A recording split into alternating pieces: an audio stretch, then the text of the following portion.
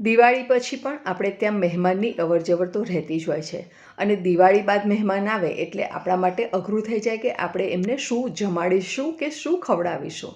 તો આજે હું તમારા માટે એવી જ એક સરસ રેસીપી લઈને આવી છું. તો એના માટે આપણે અહીંયા થોડા કોથમીર લઈ લેવાના છે અને 1 ટેબલસ્પૂન પલાળેલા કાજુ લેવાના છે અને એની મિક્સીની અંદર આપણે પેસ્ટ બનાવી દઈશું. તો કાજુને મેં અહીંયા લગભગ 2 થી 3 કલાક માટે પલાળી દીધા હતા. પેસ્ટ બનીને તૈયાર થઈ ગઈ છે. આ સાઈડ આપણે 3 લીલા મરચાં લેવાના છે, 6 કળી લસણ લેવાનું છે અને 1 ટુકડો આદુનો લેવાનો છે. એની પણ આપણે પેસ્ટ બનાવી દઈશું અને અહીંયા 2 ટોમેટોની અહીંયા પેસ્ટ બનાવીને તૈયાર કરી દીધી છે. હવે અહીંયા મારી પાસે 200 ગ્રામ પનીર છે. તો પનીરને આપણે છીણવાનું છે, પણ છીણીના આ રીતે મોટા હોલ્સ હોય એ સાઈડ આપણે રાખીને છીણવાનું છે. એટલે કે પનીરનું થોડું છીણ આપણે મોટું રાખવાનું છે, બહુ ઝીણું નથી કરી દેવાનું. તમારે જો આ રીતે છીણવું ન હોય તો તમે એને સ્ક્રમ્બલ પણ કરી શકો છો, હાથની મદદથી એને તોડી લેવાનું છે. તો અહીંયા પનીર પણ રેડી થઈ ગયું છે. એક કઢાઈ લઈશું, એની અંદર આપણે 3 ટેબલસ્પૂન તેલ લેવાનું છે. તમે ઘી પણ લઈ શકો છો. ત્યારબાદ આપણે એની અંદર ઉમેરી લેવાનું છે જીરું અને અહીંયા મેં 4 મધ્યમ કદના કાંદા લીધા છે અને એને મેં બારીક સુધારી લીધા છે. એને આપણે અંદર ઉમેરી લઈશું. કાંદાને આપણે વધારે પડતા સાંતળવાના નથી, જસ્ટ હલકો ગુલાબી કલર આવે, ગોલ્ડન કલર આવે ત્યાં સુધી આપણે એને સાંતળીશું. તો તમે જોઈ શકો છો ફ્રેન્ડ્સ કે હલકો ગોલ્ડન કલર આવી ગયો છે. તો હવે આપણે એની અંદર ઉમેરી લઈશું આદું, મરચાં અને લસણની પેસ્ટ. એને પણ આપણે અડધી મિનિટ માટે સાંતળી લઈશું, જેથી કરીને એની કચાશ જે છે તે બધી દૂર થઈ જશે અને થોડું શેકાઈ પણ જશે. કચાશ દૂર થાય એટલા પૂરતું જ આપણે એને શેકવાનું છે. ત્યારબાદ આપણે એની અંદર ઉમેરી લેવાના છે બધા મસાલા, જેમ કે આપણે ઉમેરી લઈશું અહીંયા લાલ મરચું પાવડર, હળદર પાવડર અને ઉમેરી લઈશું ધાણા જીરું પાવડર. ત્યારબાદ મેઇન ઇન્ગ્રેડિયન્ટ છે કિચન કિંગ મસાલો.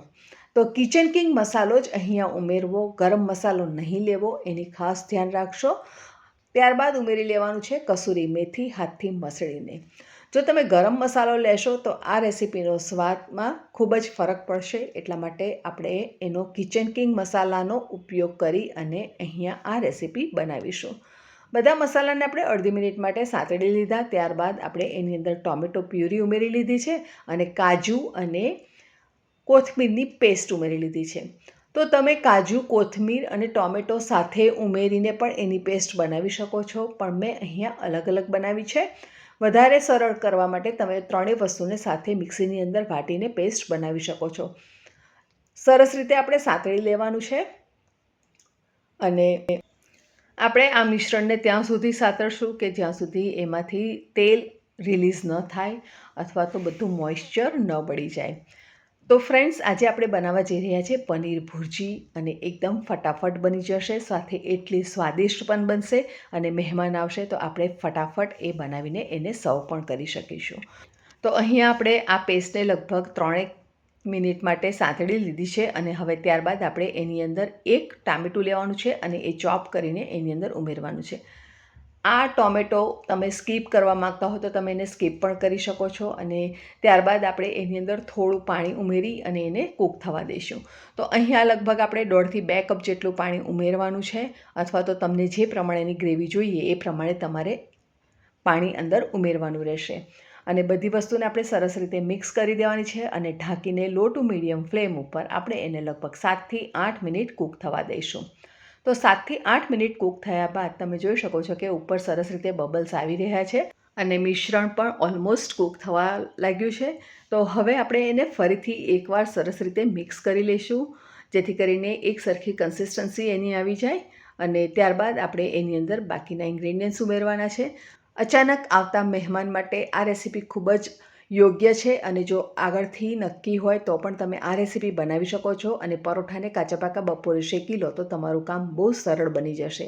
ઉમેરી લઈશું 2 ટીસ્પૂન જેટલું ફ્રેશ ક્રીમ અને થોડા કોથમીર પણ આપણે ઉમેરવાના છે અને બધી વસ્તુને સરસ રીતે આપણે મિક્સ કરી લઈશું.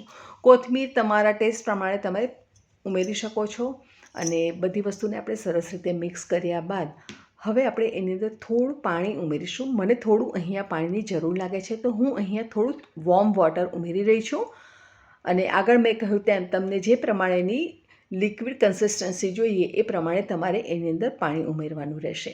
અને ત્યારબાદ આપણે એની અંદર થોડુંક બટર ઉમેરી લઈશું. અહીંયા અમૂલ બટરનો ઉપયોગ કરે છે, તમારી પાસે વ્હાઇટ બટર હોય તો તમે એ પણ ઉમેરી શકો છો. બધું સરસ રીતે મિક્સ કર્યા બાદ આપણે એને ફરીથી 2 થી 3 મિનિટ માટે કૂક થવા દઈશું. અને એ પહેલાં આપણે ઉમેરી લઈશું સ્વાદ પ્રમાણે મીઠું. અને બધું સરસ મિક્સ કરીને આપણે 2 થી 3 મિનિટ કૂક થવા દઈશું. અને 2 થી 3 મિનિટ કૂક થયા બાદ આ રેસીપી રેડી છે સર્વ કરવા માટે.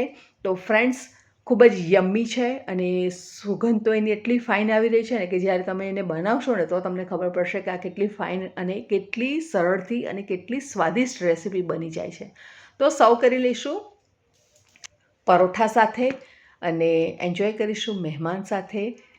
વિડીયો ગમ્યો હોય તો વિડીયોને લાઇક કરો અને ત્યારબાદ નીચે હાઇપ બટન આવશે તો હાઇપ બટન તમે પ્રેસ કરો, જેથી કરીને વિડીયો બધાના સુધી જલ્દી અને વધારેમાં વધારે પહોંચે. ફરી મળીશું, ત્યાં સુધી આવજો. Happy cooking and keep watching super સહેલી.